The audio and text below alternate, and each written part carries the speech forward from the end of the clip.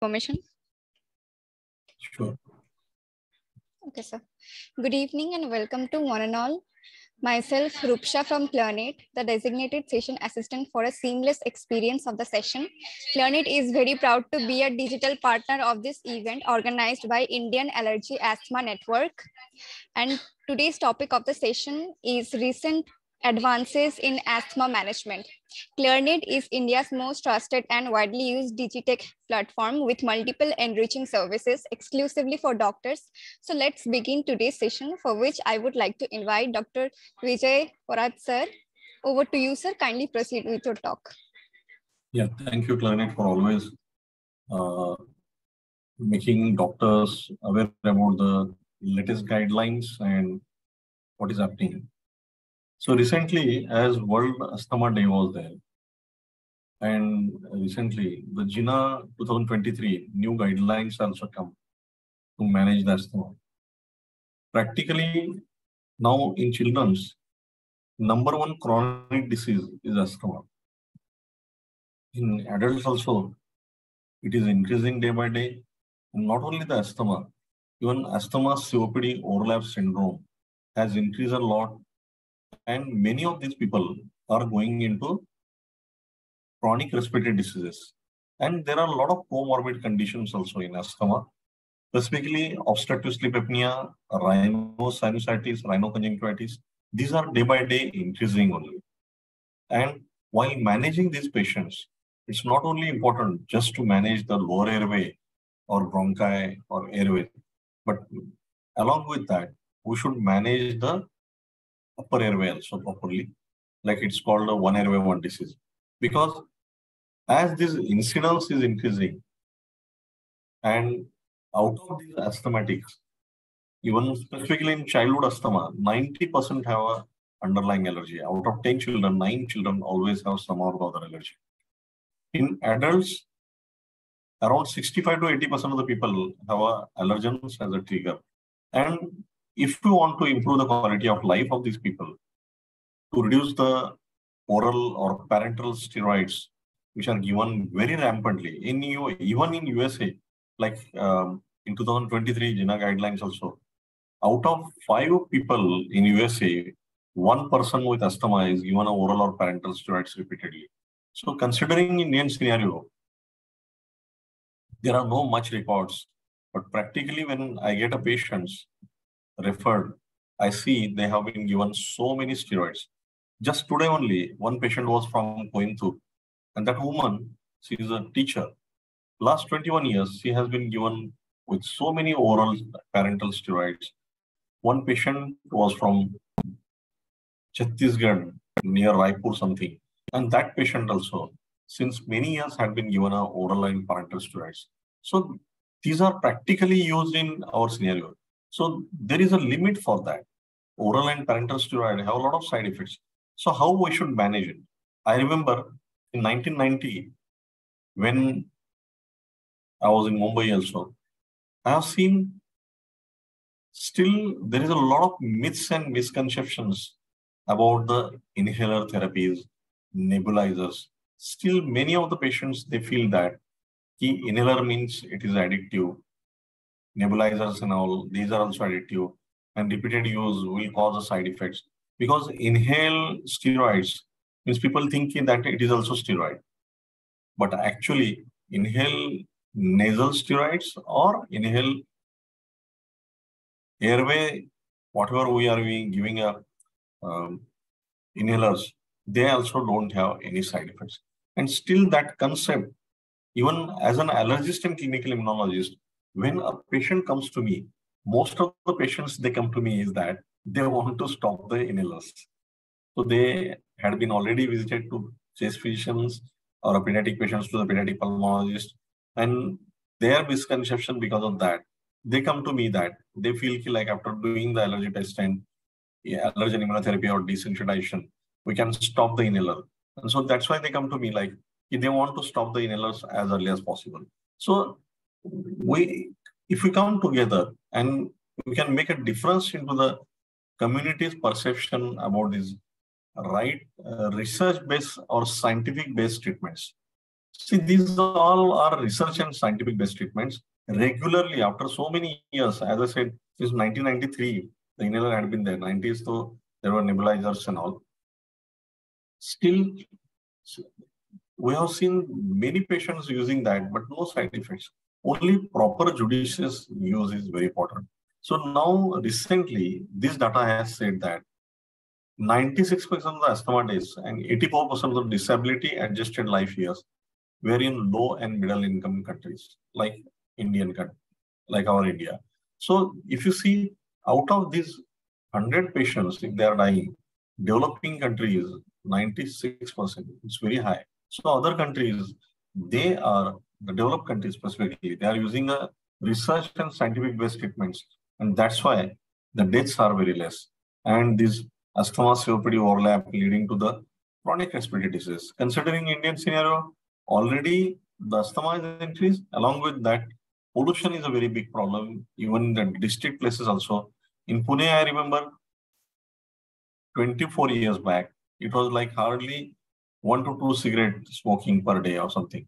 Now, 5 to 8 years back, the data says ki like every day one person is like smoking around 4 to 5 cigarettes in a day. That much pollution has increased. And recently, though, this year, more than 50 times the construction dust has increased. Imagine how much will be the impact on the airways. And so comorbidities also depending on the environmental exposures, even the parental or grandparents smoking, the passive smoking is also dangerous.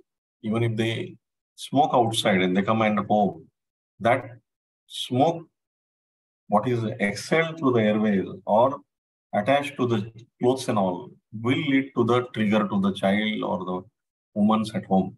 Biomass fuel exposure is a big problem still. We are using a firewoods in the urban slums, rural areas. Even most of the bio waste is burned still. And again, in our country, the tuberculosis, HIV, AIDS is also again add-on chronic respiratory infections, which lead to the airway remodeling and complications. Now, 2023, the JINA says that any clinician, it may be a homeopathic, Ayurvedic, Unani, allopathic, or anybody, should use the proper inhaled corticosteroids as well as reliever, a short-acting beta-agonist, because these are the quick relief medications. Localized one, they directly act at the airways, and whatever remaining medication is exhaled through that. So it does not have any systemic absorption, does not have any side effects. Suppose oral steroids and oral antibiotics and all, they will go to the stomach, from there to the liver, and then rest of the part will be acting on the airways. So considering these are very safe, suppose somebody wants to take some or the other treatment for the long-term purpose, that's okay. But at least local acting, direct action on the airways and reducing the inflammation, reducing the bronchospasm, and no side effects. So these medications should be used by any practitioner. He may be of any pathy or something. It will give an immediate relief to the patient and a good control of that inflammation. And this is scientific based. Even the phase 1, phase 2, phase 3 trials are done on the animals, then on the healthy volunteers, and then to the sick people. So they should be utilized. Now, looking at this picture, clinically, the patient is having a symptoms of asthma, evaluate, start treating treatment. Then, if suppose the patient is not showing that much response, evaluate for the alternative diagnosis. These are the standard charts available. So these other alternative diagnosis should be done. If required, then pulmonary function testing. If the patient is not responding and if you are suspecting something else, some congenital malformations or add-on bronchiectasis or something, then go for the HRCT. If required, then ECGs, then pro-brain, natriuretic peptides, empirical treatment for the proton pump inhibitors like asthmatics. Adults, specifically, percent of them have a GRD, and that also may trigger the airways. So a proper proton pump inhibitor also can be given in this. In children also, GRD is one of the comorbidity for the asthma or even asthmatics. The GRD chances are more. So they go hand in hand together. So we have to treat accordingly. Again, assess for the asthma-associated diseases. Allergic bronchopulmonary aspergillosis, eosinophilic granulomatous with polyangiitis, then aspirin sensitivity. Some of the adults, they have a significant NSAID, specifically aspirin sensitivity. Chronic rhinosinusitis, exercise into bronchospasm. It is increasing a lot. Even I have 17 to 18 young patients. They were having a asthma, but suddenly they collapsed in the gym. It was a food triggered exercise induced anaphylaxis. So these cases are also increasing. So we have to check the patient clinically, we have to analyze it, we have to diagnose with the clinically also. Then some of the patients, if they have such type of associated diseases, serum specific IG levels, skin testing for aspergillus sensitivity, if you are suspecting ABPA, aspergillus specific IgG, ANCA, CBC count would differential to differentiate for the phenotypes. Like suppose AAC is very high, then or serum total IgG in some of the cases to treat it much better. Assess for the environmental exposures and triggers, as already we discussed. So allergens, 90% of the children with asthma, 65 to 80% adults, then smog, then smoke, then cold air. There are so many. It's a syndrome basically. So some of the people may have a trigger with something. I had a gynecologist. When she came, walked in, she asked me to stop the fan because whenever she sits under the fan, she gets a trigger of that. Somebody had a trigger because of air conditioners. So these triggers can be different triggers. And so as like in a diabetes, suppose somebody is having a diabetes, he can't have a sugar or any sweets. The same way here, each and every patient is different. So always detailed environmental history and trigger history also should be identified. We have many patients, they get a trigger because of some of the spices in the biryani or Chinese and all. So it is a trigger for that patient or some oily foods or fried things. So we have to avoid the wafers, kurkure, then bobbies and all. Evaluate the medication regime, high dose ICS plus second controller, proper medication delivery technique and adherence, 6 months or more of the symptoms, two or more exacerbations per year. So basically, medication regime, the technique also should be assessed properly. If it is wrong, many patients we have seen, if it is wrong, then it is a problem. Like recently, I had a woman. So she used to put the capsules and after when it in the rota healer, when it is to be full, then only she is to empty it. So she has not washed it since many months. So that again, that source is a secondary trigger because the dust into that. Then again, this so many days powder may have some other added fungal infection. So we have to think about that also. Always ask the details how the patient is taking properly or not, and then guide them. Then in assessing the phenotypes, total IG, absolute eosinophil count, again, oscillometries, these tests are done nowadays. And then the targeted therapies can be given in these patients.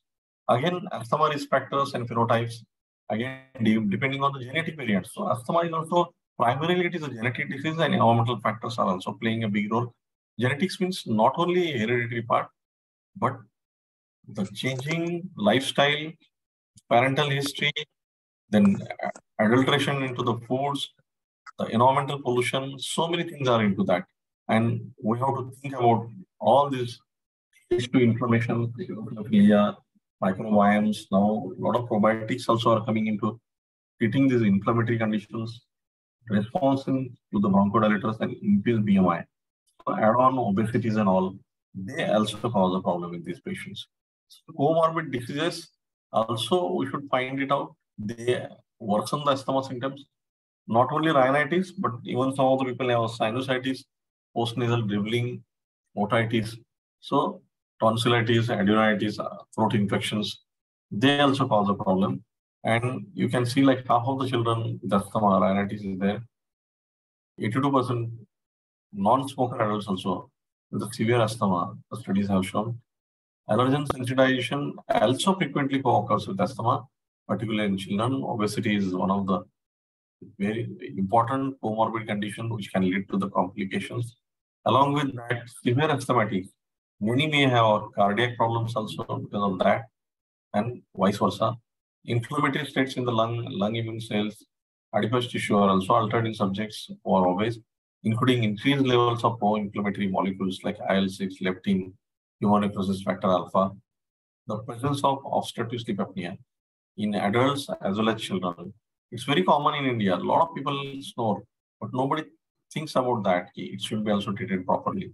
Children's open mouth breathing, tonsil adenoids, the GRD already we discussed about that. And the adults who have smoke, asthma, COPD exist, and depending on the pollution level into that respective part of the city where the patient is staying, that also will have a COPD overlap.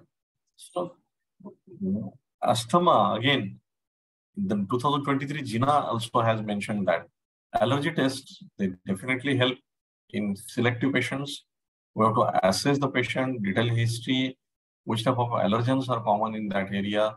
We have to go for the specific IG, standardized skin allergy testing, which is a gold standard. Some of the patients, the immunocap, or nowadays, even we are having a multiplex assay method. It's a artificial intelligence. I am also using in my setup last 1 year. Very good results in some of the patients which don't want to go for the skin prick test, or where the skin is very also hypersensitive, or the child is very small.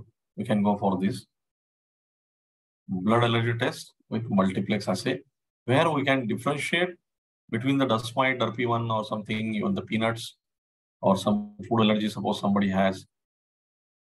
Exactly, we can differentiate the proteins. Like for example, milk. Milk has a casein, albumin, and globulin. So depending on that, if the patient is sensitive to milk with a casein component, the patient can use the boiled milk or baked form of milk. So such type of advanced tests also available. Recently in Pune, we had a ICI national conference, and we had all these workshops and demonstrated to the doctors which are interested in this field. So specific IG level and skin prick test for the environmental allergens can help us, like dust mites, pollens, insect droppings, dried feathers, or animal danders. They travel around 15 to 16 kilometers. Pollens travel around many kilometers, 130 kilometers, 60 kilometers, 35 kilometers. So from where the patient is getting sensitized, indoor and outdoor molds. In Pune, 65 asthmatic children, we did a study. So these molds were into the bathroom of their schools, then kitchen, the food particles they are into the deep pockets of the kitchen. There also, along with the vegetable fruits, also these molds can be there. Skin prick test is inexpensive, highly sensitive. Serum IG level is not that much reliable as compared to skin test, and it is expensive also. In uncooperative patients, those with widespread skin disease already mentioned.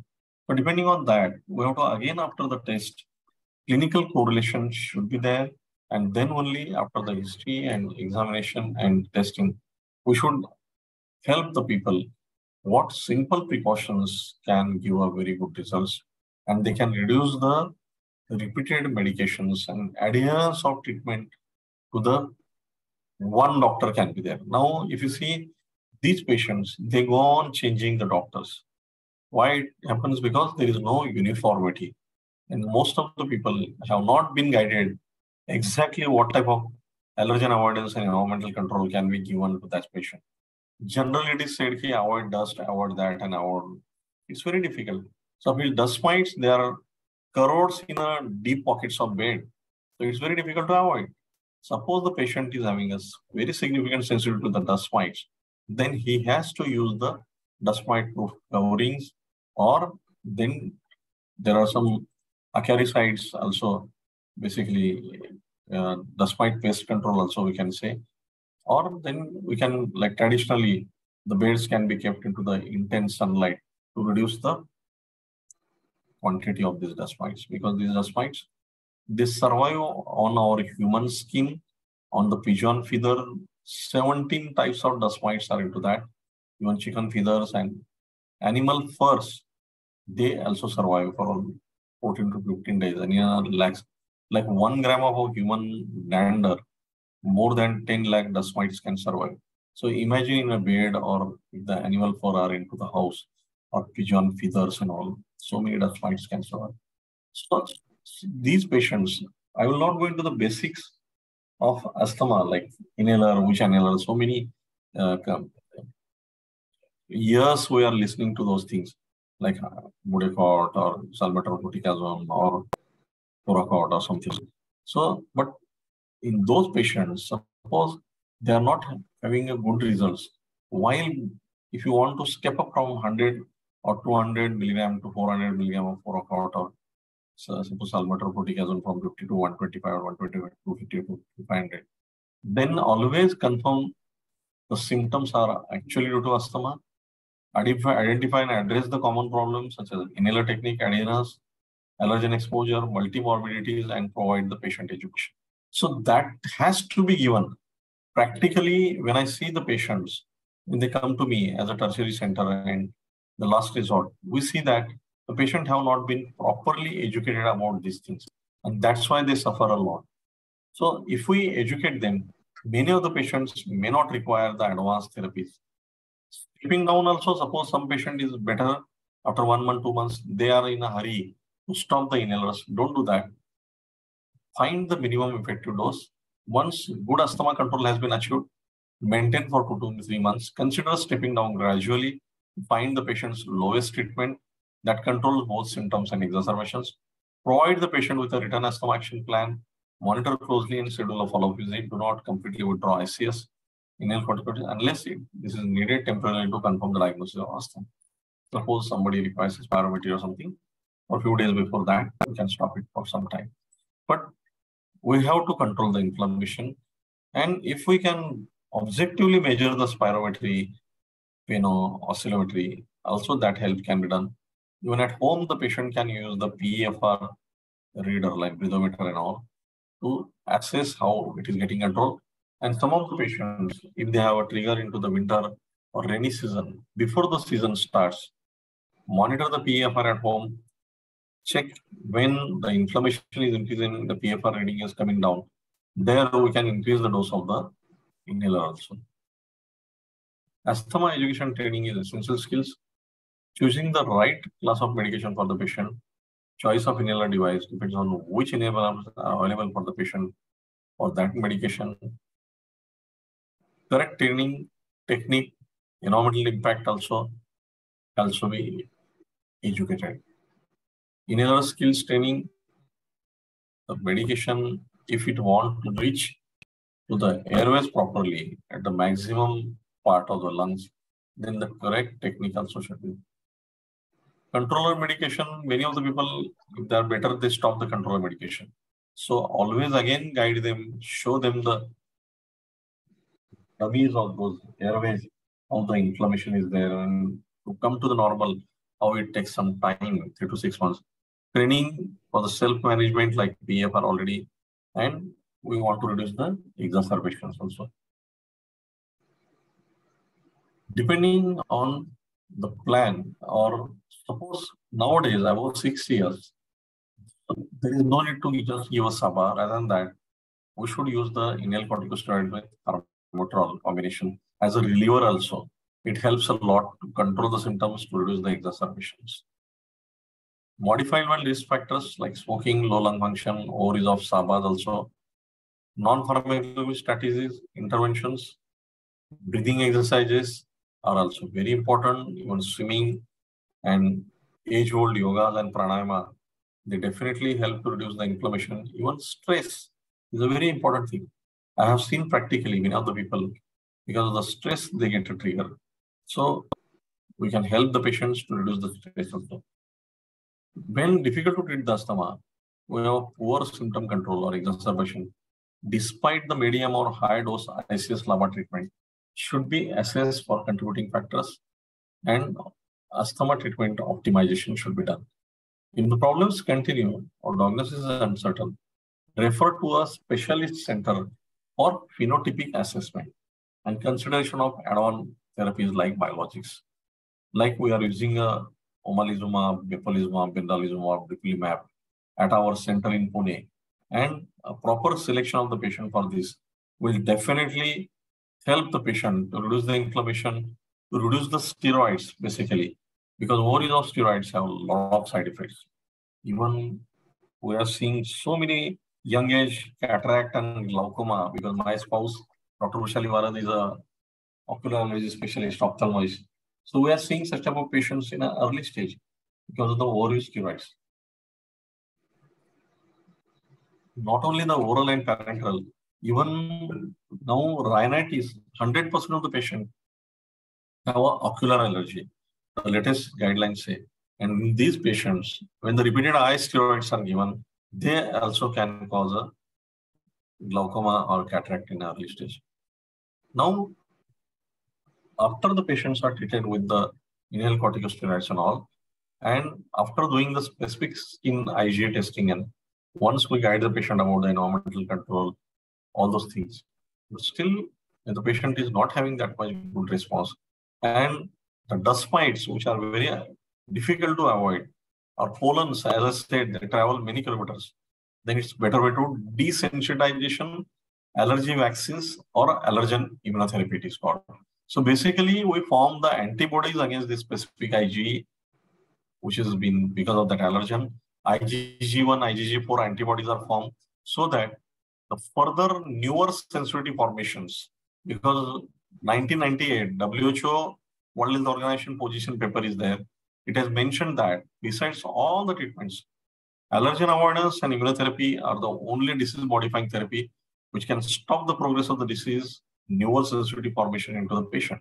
For example, suppose the child is having asthma. Most of the children with some or the other medications, we control the inflammation and asthma attacks. Many of the children, they overcome the asthma, but the allergic sensitization to the newer pollens and all, it always continues.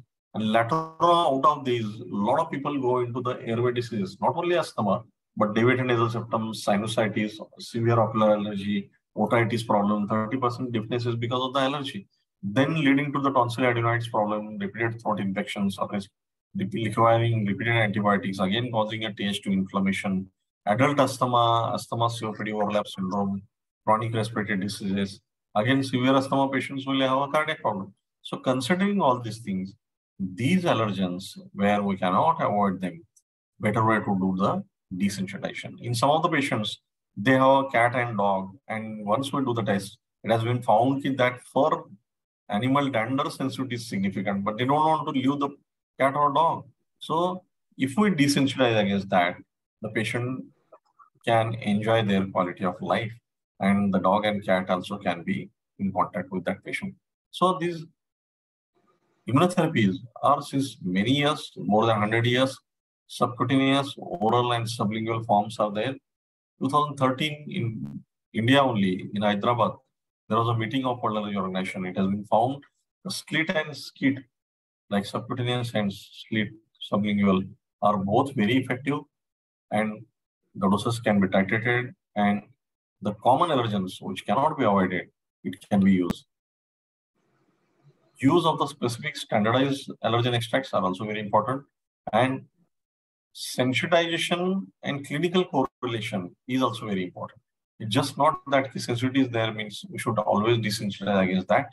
We have to always clinically correlate it according to the geography of that region where the patient is staying, what type of exposure it is there. That is also important. So compared with the pharmacological avoidance options, potential benefits of immunotherapy must be weighed against the risk of adverse effects and the inconvenience and cost of the prolonged course of therapy, including the minimum half-hour wait required after each injection. So now that's why our practice, we are using a lot of sublingual immunotherapy. There is no need for patient to wait in the hospital. At home also they can take it. So sublingual immunotherapy, very well. It has a systemic reviews are also there. House dust mites, some of the pollens. Even I have seen patients which are coming from the Europe and some parts of Germany and all.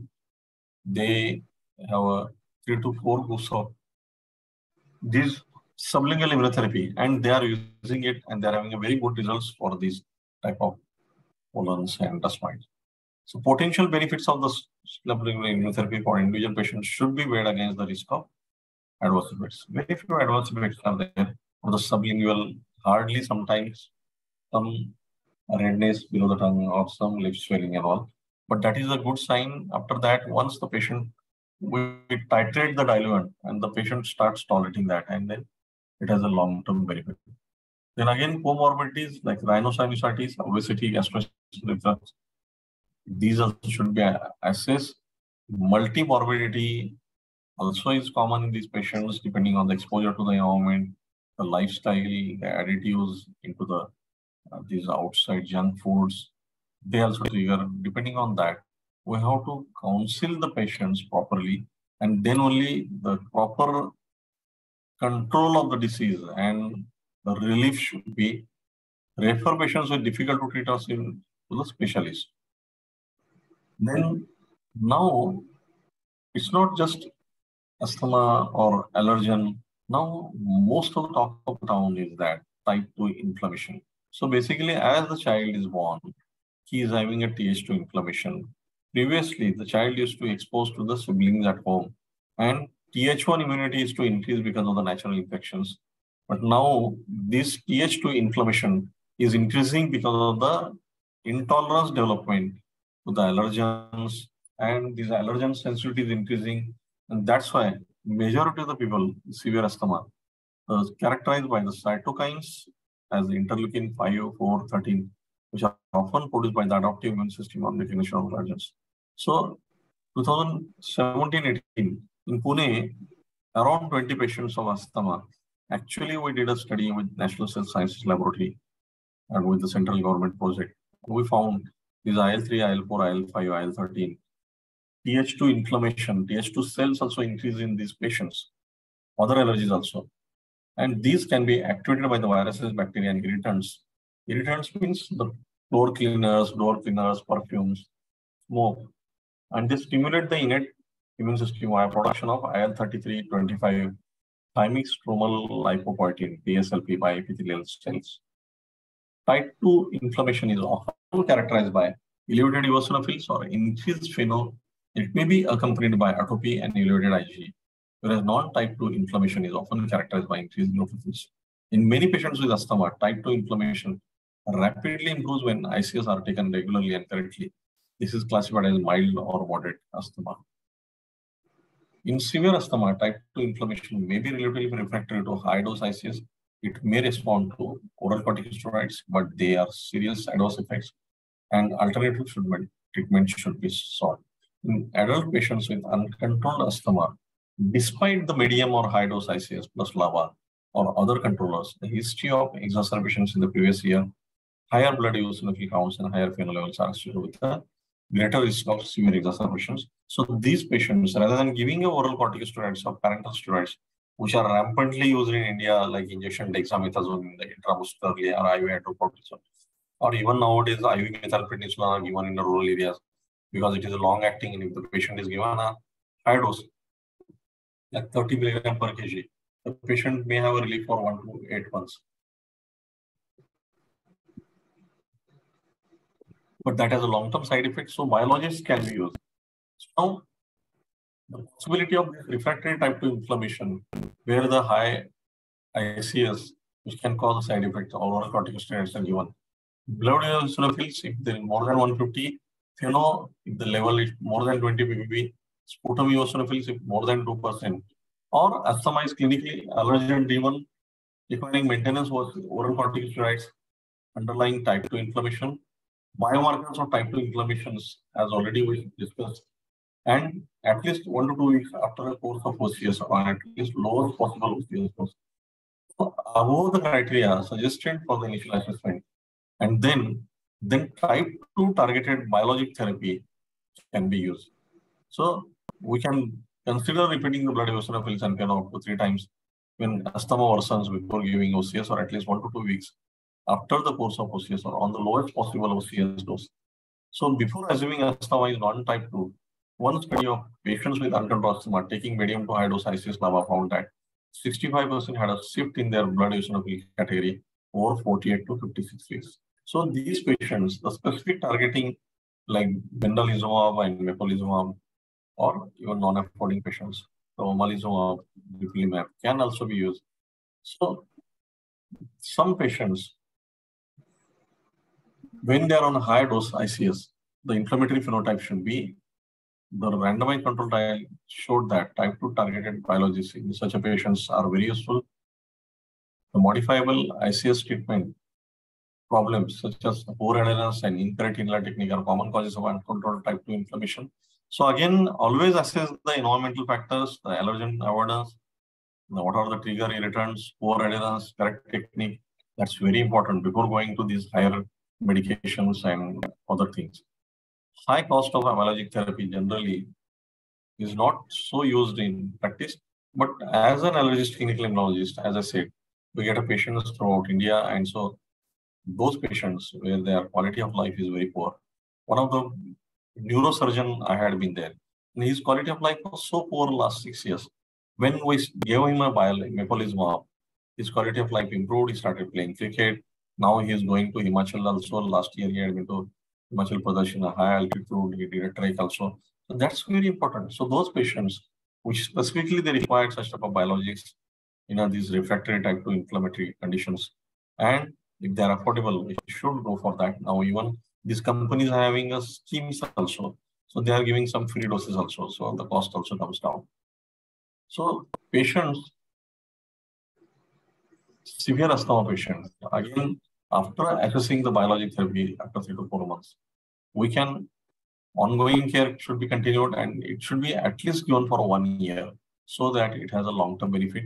And if it is an allergen driven, then desensitization also till that time starts acting and the patient have a long-term very good control. While assessing the asthma control, all these tests we all know should be assessed. The diary should also be kept with the patient. PFR reading can also be done at home. Type 2 comorbidities like nasal polyps, atopic dermatitis also should be asked. Medications like dose of oral corticosteroids, side effects also should be assessed. Patient satisfaction after the targeted therapies, then the questionnaire is we should again assess it, refill it, and then the adherence happens. For oral treatment, consider gradually decreasing or stopping the OCS first because of the significant adverse effect. Tapering in severe asthma may be supported by internet-based monitoring of symptom control and FENO. Continue to assess the presence of osteoporosis and other things also. As I mentioned, even these patients should be referred to the ophthalmologist to assess the cataract and glaucoma. Because we have seen one 19 years girl, she lost the eye because of she had already glaucoma since many months before and her optic atrophy led to that. So these patients should also be multi-system and multi-consultant approach is important. Consider the other treatments if the type 2 inflammation is not there. So basic factors, again assess technique, adherence, comorbidities. Then environmental allergen exposure should also be avoided. Diagnostic, other additionals like HRCT, even if required bronchoscopy, laryngoscopy. Add-on treatments of LAMAs, now ipratropium, tiotropium. I'm doing a trial with that. And about 12 years it is used. They show a good response to all the patients. And low-dose azithromycin in adults or the atypical mycobacteria, if it is there, we can use. Again, check for the QTC intervals. And those patients who can go for anti-IL-4 like biologics after the maintenance association, anti-thymic stromal lymphoprotein, anti-TSLP. Still, the evidence is not much, but as a trial, some of the rare patients can be used. So as a last resort, consider add-on low-dose OCS oral corticosteroids. Implement strategies as alternative treatment to minimize the side effects. So rather than giving daily, alternate day. Consider bronchial thermoplasty now. It is also peaking in adults. And long-term and safety is still limited. Stop ineffective add-on therapies. Continue to optimize the treatment, including inhaler technique, adherence, non-pharmacological studies, and treating comorbidities. Suppose the patient does not have results with the inhaled corticosteroids, but don't stop it. Continue that because some of the patients, they show a response after some time. Non-biological options when there is evidence of type 2 inflammation for patients which cannot afford the biologics. Then we have to assess depending on the different, again, assess for the GRD, ABPA, and depending on that, antifungal agents and steroids also may require for ABPA. For chronic rhinosinusitis with or without nasal polyps, consider intensive intranasal corticosteroids. Surgical advice may be needed. For patients with atopic dermatitis, topical steroid or non-steroidal therapy may be helpful. Even there is a guideline that these patients with a proper skin care, with a good moisturization, a good normal pH source, also because this cutaneous sensitivity also happens because of the dust mites and all, and it can also be prevented. So type 2 targeted biologic therapy available and affordable. Consider higher dose of ICS-LAMA. Consider other add-on therapies like LAMA, LTRA, low dose azithromycin. At last resort, consider add-on low dose of OCS. And continue to optimize the treatment, including the inhaler technique and avoidance method.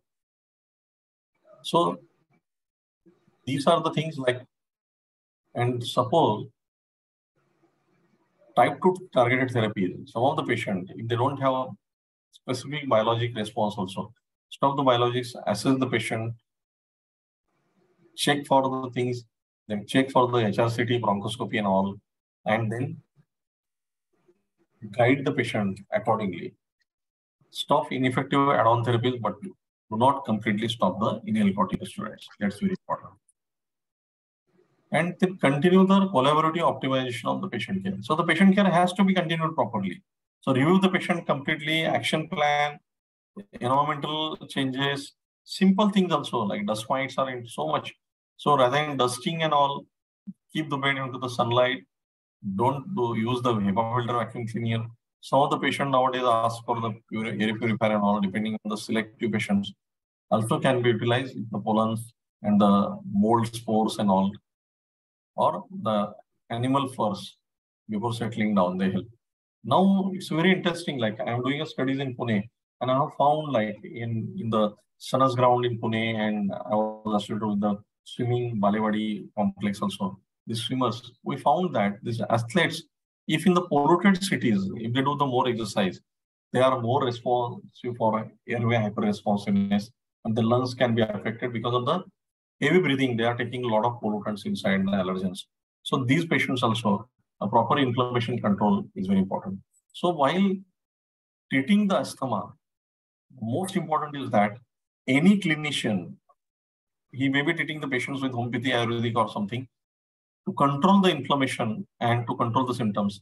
Along with that, he should always go for the inhaler also, so that it controls much better. Inhalers don't have any side effects. They have been timely tested since many years. Those patients which require oral corticosteroids or parenteral corticosteroids, again, always check for the proper techniques, avoidance measure, environmental factors also, any passive smoking or something, depending on that environment. Guide the parents accordingly. Even the simple nasal wash, saline nasal wash also helps a lot. Always look for the comorbid conditions like rhinoconjunctivitis, rhinosinusitis, or tonsilloadenitis, or obstructive sleep apnea, obesity, GERD, any of the other like disorders, like if required HRCT, bronchoscopy and all, any immunocompromised conditions like tuberculosis, HIV, AIDS and all, required test also should be done. And then the patient should be given a proper guidance. And then some of the patients, selective, we should go for the biologics therapy. And many of the patients, like specifically in children, the allergen-driven asthma is there. 90% of the children have allergies. So specific IG skin allergy test with the experienced allergist opinions, selected ones. Standardized allergy testing helps a lot, even in adults also, many of the patients. Always ask the family history also. And even in these patients, the skin care also should be taken very properly because the cutaneous sensitivity can also happen. So it is an integrated approach, holistic breathing exercises also. And the patient should be guided about the long-term management. So many of the patients say, hey, my child's asthma has been overcome, or adult asthma also, suppose sometimes because of some of the other things, the exposure is less of the environment or something, they feel better. Does not mean that it has gone. That's why After so many patients are treated, then why asthma COPD overlap has increased? And so many COPD is the second death causing disease in India, because we have to educate to the people that it is also a chronic disease like a diabetes, blood pressure, and it should be monitored intermittently in spite of no symptoms. And the objectively also spirometry, pheno, and oscillometry awareness in the community should be increased. Thank you. Thanks a lot.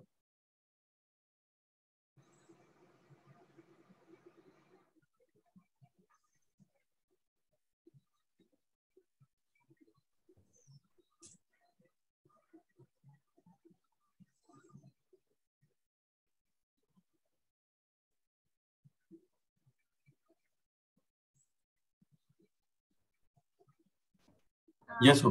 Yes. Sir, so can we end the session here? Yes, sure. Okay, sir. Thanks a lot, everyone, and thank you, Clarence, for giving the opportunity. Us the opportunity to host the session, and I hope you had a seamless experience. And looking forward to host you again. So, sir, with all your permission, I'm signing off here. Good night, sir. Thank you. Thank you, sir.